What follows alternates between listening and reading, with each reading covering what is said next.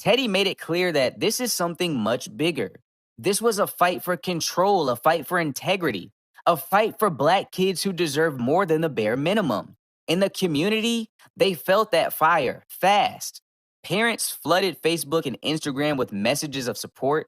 Former players spoke up. Alumni reminded the world who Teddy really was, a son of Liberty City, not some outsider with a savior complex, but one of their own who returned with resources and a plan. Donations started rolling in. His foundation's inbox was flooded. Coaches across the country called it what it was, a disgrace. Sports writers, community leaders, even rival schools began asking the same question. How do you punish someone for giving everything? But it wasn't just outrage, it was heartbreak. Because this isn't just about Teddy, it's about every black man who's ever gone back to help his community and has been told he did it the wrong way. It's about every effort that's ever been slapped with suspicion simply because it wasn't sanctioned by the right people. Teddy didn't expose an injustice. He reminded folks what happens when you try to do right in a world that's wired to protect the status quo.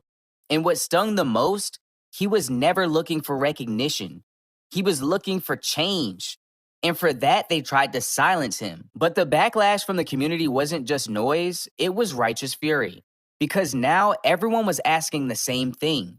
Would this ever happen to someone who didn't look like Teddy? That question didn't fade away. In fact, it triggered a national debate about race, leadership, and the double standards black coaches still face, even in their own backyards. Let's cut through the excuses.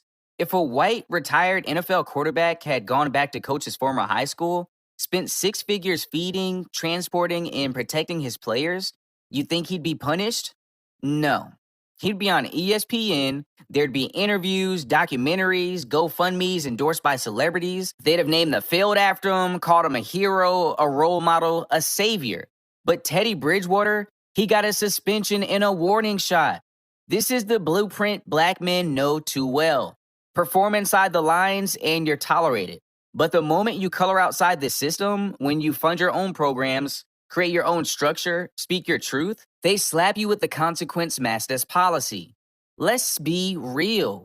Impermissible benefits is just coded language for doing too much when you weren't supposed to. And in America, that line's always been enforced more heavily on black men. At the end of the day, this was never about football, not really.